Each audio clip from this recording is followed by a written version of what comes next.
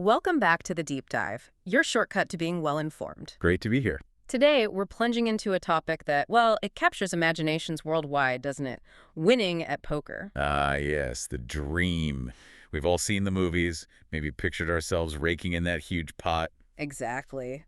But here's a bit of a reality check from our source material today. Less than 2%. Just 2%. Yeah, less than 2% of all poker players have ever made over $10,000 in their entire career. Wow. That really puts it into perspective. It's a tough game. It really is. So if that dream feels so far off for most people, how do you even start to, get an edge? That's the million-dollar question, isn't it? Or maybe the $10,000 question, based on that stat. Maybe so. Yeah. Well, we're diving into strategies from a real pro player, someone with nearly 2 decades of experience. Okay. And they've laid out exactly how they would approach the game in 2026 to maximize their edge. So current thinking from someone who's been in the trenches, Yeah. that's valuable. Absolutely. Our mission today is basically to pull out those key nuggets of wisdom, give you that insider's view, Right. so you can shortcut your way to being a more informed, maybe even a winning player, whether you play casually or, have bigger aspirations. Sounds good. A practical guide. Exactly. Yeah. Okay, let's unpack this. Let's get it. Let's kick things off with what our expert calls a foundational principle. It's about gaining that real edge. Simple idea. Always punish weakness. Mm-hmm. Crucial. So when the source talks about punishing weakness, what does that actually mean at the table? Especially, say, when an opponent just checks to you. Right. This is it's often the first big leap people have. When an opponent checks, it's usually a very, very clear signal. A signal of what? Weakness. Plain and simple. It's like they're saying, I don't love my hand. It's practically an invitation to take control of the pot. So no hesitation. Well, many players hesitate, right? They overthink it. Or worse, they check back. The pro's advice is crystal clear. Yeah. They check. You should usually bet. Just bet. Don't get fancy. Exactly. Make a strong bet. Don't overthink it. The logic is pretty straightforward. A check usually means they've got nothing, or a very weak hand, maybe a draw that missed. Okay. So by betting, you achieve a few things. You build the pot if they do call with something weak, which bad players often do, ace high, bottom pair, draws. We'll call it that. Oh, absolutely. Recreational players especially. Or you just win the pot right there if they fold. Yeah. And you stop them getting a free card to maybe beat you. So you're saying consistently punishing those checks, it just builds your stack over time. Definitely. Don't bet tiny, though. Make Yeah. it meaningful, maybe half pot, 2/3 of the pot. Make them face a real decision. But what about, getting trapped? Isn't checking sometimes a ploy? Like a check raise? It's a fair question. It's not always weakness, you're right. Yeah. You have to consider who you're playing against and what the board looks like. Context. Exactly. Context is key. If it's a really coordinated board, like 3 hearts out there, and a very tight player checks, maybe be a bit cautious. But against your average player, especially someone just having fun, a check usually means what it looks like. They're not strong. Your default should be betting. Exceptions exist, but yeah, they're exceptions. Got it. Default to aggression on checks. So, okay, you've identified that spot, you're being aggressive. What happens when you actually hit a really strong hand? Right. The next strategy the source mentions is kind of the flip side. Don't slow down. What's that about? Oh, this is another massive area where players leave money on the table. When you hit a monster hand, say, you flop a middle set. That's like you have pocket eights, and the flop comes king 8-2. Nice hand. Very nice hand. Hidden strength. The mistake is to get tricky, to slow play. Just check, hoping they bet. Yeah, or making tiny little bets. The problem is passive players, the ones who just call, they aren't going to build the pot for you. If you check your monster, you might get one bet out of them later, but you've missed treats where you could have gotten value. You need to bet, and bet big. Really? Big bets. Yes, bet for value. Your goal is to extract the maximum. Make it painful for them to call with weaker hands, but not so big they always fold. So it's a balance. It is. And big bets don't just win you more chips right then, they build your image. People see you betting strong, they might pay you off lighter later, or it sets up bigger bluffs for you down the line. Slow playing is often just costly. Okay, so bet your strong hands hard. Now this is where, for me, it gets really interesting. Applying this aggressive mindset to specific player types. The source is very direct. Crush the fish. Yes, the fish. Define fish for us in poker terms, and how do we, crush them. Okay, so fish, it's maybe not the kindest term, but it's standard poker language for recreational players. People who are there mainly for fun, maybe less focused on optimal strategy. The casual player. Exactly. And honestly, they're your biggest source of profit in the game by far. They call too much, chase draws they shouldn't, play weak hands. So how do we exploit that? Simple. But you have to be disciplined about it. When you have a good hand against them, bet strongly and consistently. Value bet relentlessly. Give us an example. Okay. Let's say you raise before the flop with pocket queens. Great hand. A player you've identified as a fish just calls. Okay. The flop comes down, say 9-5-2, all different suits, a rainbow board, no obvious draws. Pretty safe for your queens. Very likely the best hand. So you bet strong, maybe 2/3 of the pot. Now let's say the fish calls. What could they have? Maybe a 9, maybe ace high. Who knows? The point is they called. So the turn card comes. Doesn't matter much. Say it's a 3. You bet again. Strong. Well, keep betting. Keep betting. If they call again, river card comes. Maybe it's a blank, like another 2, a brick card. What do you do? Bet again. Bet again. Even if it feels like you're just pushing them out, fish often fight the math, as the source puts it. They hate folding. They'll call down with unbelievable stuff sometimes. Weak pairs, gut shot straight draws they missed. Maybe just hope. You have to keep applying pressure, make them pay the maximum when you have the best of it. That's how you crush them. That's a clear strategy. Consistent pressure with strong hands. Okay, so aggression is key, but like you said, poker isn't just attack, attack, attack. It's totally not. Knowing when to back off is just as important. Which brings us to the next strategy. Let them hang themselves. Right. A very different approach for a very different opponent. This is about dealing with the aggressive maniacs. The players who are always betting, always raising. Exactly. They love to bluff, play tons of ands, seem to thrive on chaos. The biggest mistake against these guys. Right. Trying to outbluff them. Don't fight fire with fire. Generally, no. Don't get into these big bluffing wars with marginal hands. They're often more willing to gamble than you are. So what do? You set a trap. You use their own aggression against them. Let's say you have king 10 of spades. You raise, the maniac calls. Flop comes queen 10-5. Gives you middle pair, decent hand, but vulnerable. You bet, and the maniac raises you. Ooh, now what?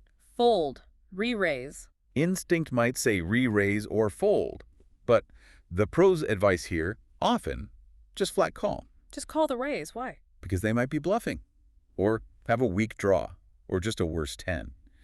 By just calling, you keep the pot manageable, you keep their bluffs in their range. You let them keep betting if they're bluffing. Exactly. Let them do the betting. They might fire again on the turn, maybe again on the river, thinking they can push you off. You're letting their aggression lead them into making mistakes. Let them hang themselves with their own rope, basically. That requires some nerve, just calling down. It does. Patience is key against the maniacs. It's exploiting their tendency to overdo it. Fascinating. Using patience against hyper-aggression. Okay, what about the polar opposite? The super, super tight players. The nits, or rocks. Our source has a strategy for them too. Fold when it's obvious. Yes, and this really loops back to knowing your opponent. Nits are the tightest players imaginable. They basically only play premium hands. Aces, kings, queens, ace-king, maybe jacks. They rarely step out of line. So they're predictable. Very. And the golden rule the source emphasizes is, nits don't bluff.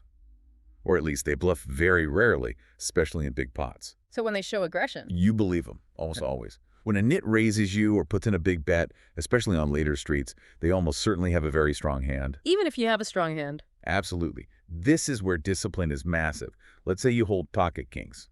Amazing hand. Second best starting hand. Right. But the board comes out of something scary and coordinated, like 6, 7, 8. Then the turn's a 9, and the nit, who's just been sitting there, suddenly raises you big time. Oof, that feels bad. It feels terrible.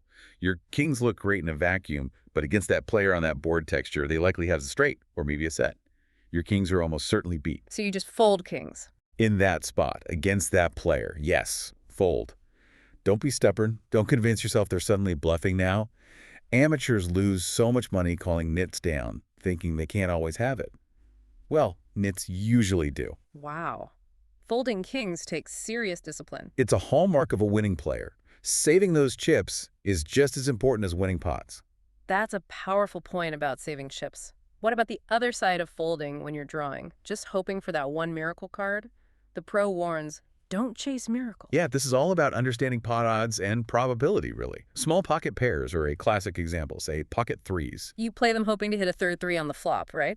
Yeah, Set mining. exactly. You want to hit your set. But what happens if you call a raise with your threes and the flop comes, like king 9-4, totally misses you? You've just got a pair of three. A very small, very vulnerable pair. The advice here is pretty blunt. Just fold. Check fold if they bet. Don't hope to hit that third three on the turn or river. Well, think about it. There are only 2 threes left in the whole deck. The odds of hitting one of them on the next card are low, around 8% on the turn, maybe 4% on the river alone. Not great odds. Not great at all, especially when you factor in the cost of calling bets to see those cards. And your opponent who raised probably has a king or a 9 or an overpair like jacks or queens, hands that dominate your pair of threes. So you're paying money for a long shot that might not even win you a big pot if you hit? Precisely. Chasing those miracle cards, those 2 outers, is just a recipe for slowly bleeding chips. It's a losing strategy long term. Know when your hand is beat, know when the odds are against you, and just let it go. Protect your stack. That makes a lot of sense. Okay, we've covered a lot about reading hands, opponents, board textures, critical stuff. But the source really hammers home something else, something just as crucial. The mental game. Exactly. The strategy is simple. Take a break. Possibly the most important advice in the entire source, and the one people ignore the most. It all comes down to avoiding tilt. Define tilt for us. Tilt is basically when emotion takes over your decision-making. Usually frustration, anger, maybe even overconfidence after a big win. It often kicks in after a bad beat. Ah, the bad beat, when you get unlucky. Terribly unlucky, like that example we sort of touched on. You have pocket queens, you bet every street, and some fish calls you down with, I don't know, queen 4 and hits a 4 on the river to make 2 pair and beat you. Infuriating. Absolutely infuriating. Your rational brain knows it was bad play by them, but the feeling is pure frustration. You want to win it back now, you start playing looser, more aggressively, making bad calls. That's tilt. And the source says tilt is lethal. It says tilt kills more bankrolls than bad cards ever will. Because when you're tilted, all strategy goes out the window. You're just gambling emotionally. So the solution? Simple, but requires self-awareness. Take. Break. Just get up from the table, walk away. Even for 5 minutes. Step away. Reset. Yeah, exactly. Go outside, breathe, splash water on your face, listen to a song. Whatever it takes to break that emotional spiral and get back to logical thinking. Protecting your mental state is as vital as knowing when to bet or fold. You can't win if you can't think straight. That resonates powerfully. And the source's FAQ section seems to tie this all together, really focusing on the most important mindset. So summing it all up, what is that overarching mindset for success? It comes through so clearly. It's discipline and emotional control. Those are the absolute keys. Poker is a game of, incomplete information, swings, variance. With ups and downs. Huge ups and downs. Yeah. You can have amazing winning streaks and brutal losing sessions. You'll get unlucky. If you let those swings dictate your emotions and then let your emotions dictate your plays, you're doomed long term. So logic over feeling. Absolutely. It's about making decisions based on the situation, the math, your reads on the opponent, applying these strategies we talked about objectively. Not because you're angry about the last hand or scared after losing a big pot or feeling invincible after winning one. Staying cool. Staying cool, calculated, almost detached in the moment. Avoiding tilt, learning from mistakes without letting them crush you mentally. That's what allows you to play your best game consistently. And that's ultimately what separates the tiny percentage of winners from everyone else. Wow. Okay, what a deep dive this has been. We've really covered a ton of ground drawing from this prose insights. Yeah, lots of practical stuff. From, the bedrock principle of punishing weakness and really hammering on those recreational players. Crushing the fish. Right. To the other side, knowing when to fold strong hands against nits or letting the maniacs bluff themselves out. Let them hang themselves. And of course, not chasing those long shot miracles. And maybe most importantly, taking that break when tilt starts creeping in. Protecting the mental game. Absolutely. So to kind of wrap it up, the core principles are pretty clear, aren't they? Winning poker isn't just about getting lucky cards. Not at all. It's skill over the long run.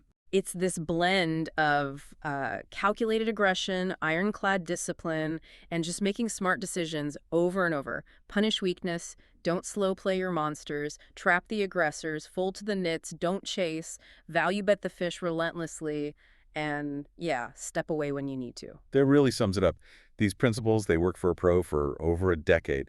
That tells you something about their lasting power. It's Yeah. about mastering the game, but also mastering yourself. That leads to a great final thought. Well, I was just thinking, consider how much that discipline translates beyond poker, right? Knowing when to push, when to hold back, analyzing things objectively, even when you're frustrated. Hmm. Knowing when to take a step back and reset your mindset. That applies everywhere. Exactly. In business, managing projects, even personal relationships sometimes. What other parts of your life could benefit from thinking a bit more like a winning poker player with that mix of strategy, analysis, and emotional control? It's a powerful framework. That's a fantastic thought to leave our listeners with. Thank you so much for sharing these insights today. My pleasure. Always fun to talk strategy. And thanks to all of you for joining us for this deep dive. We hope you feel incredibly well informed, maybe a little inspired to think differently about strategy, mindset, whether that's at the poker table or just, in life.